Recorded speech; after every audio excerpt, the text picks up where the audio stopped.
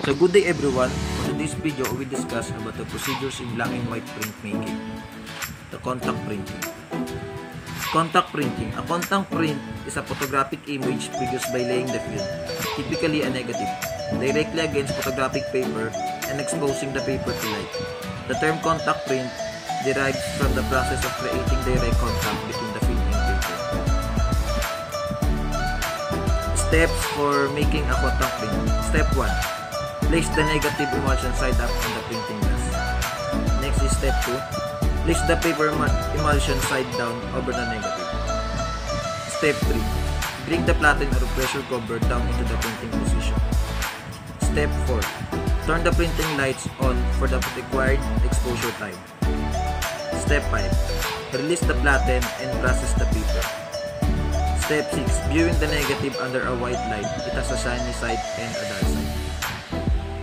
When you are viewing the negative under a white light, the shiny side is the film base. The dull side is the emulsion side. A similar examination of photographic paper under safe light shows that the paper has a shiny side and a dull side. In this case, the shiny side is the emulsion side.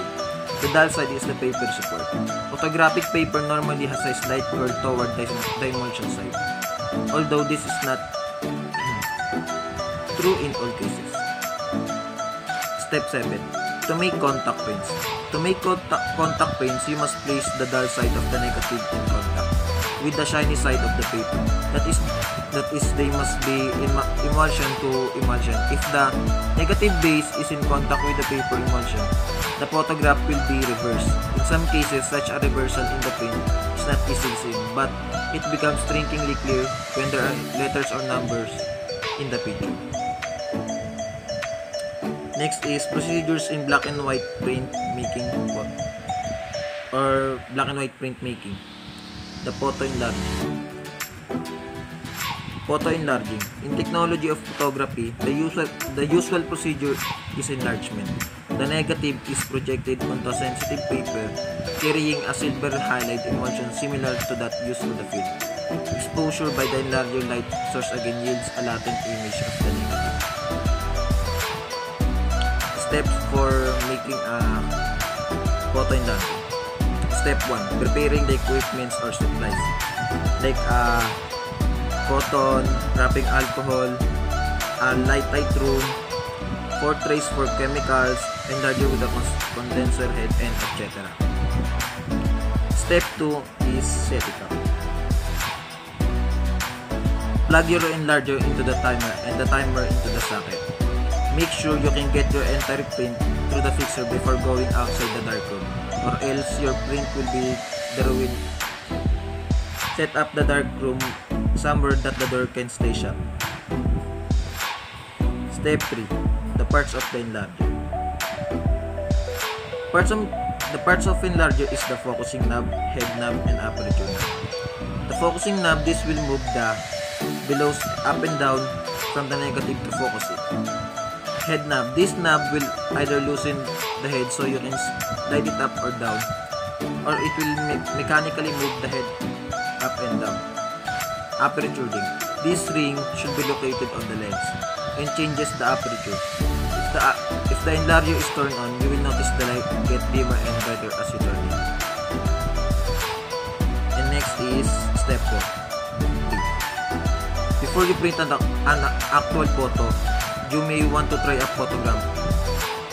Photograms are easy way to introduce yourself to developing in the chemicals.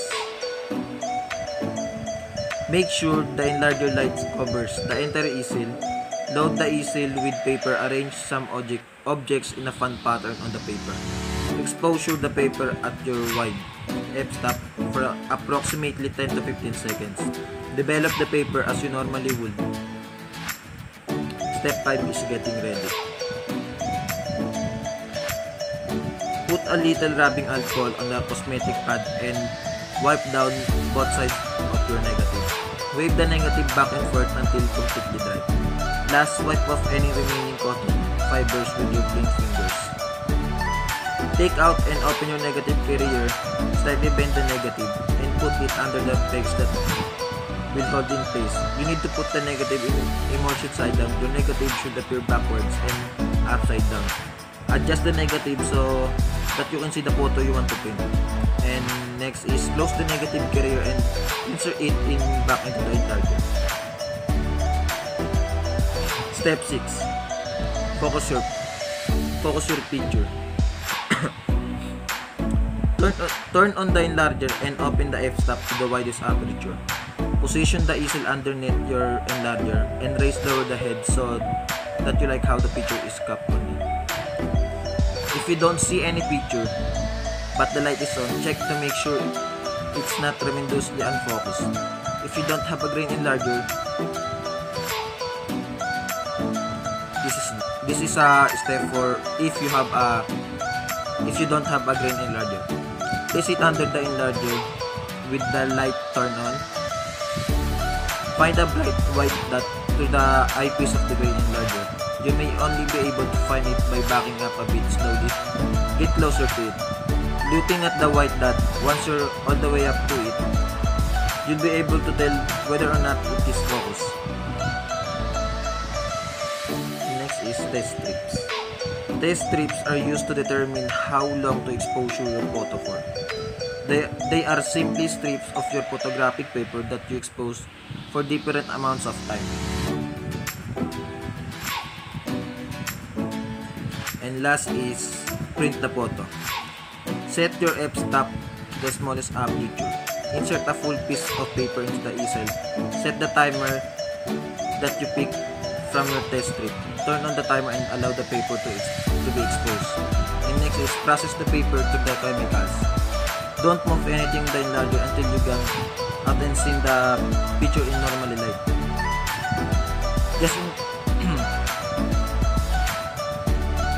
in case there's something about if you don't like. So end of slides.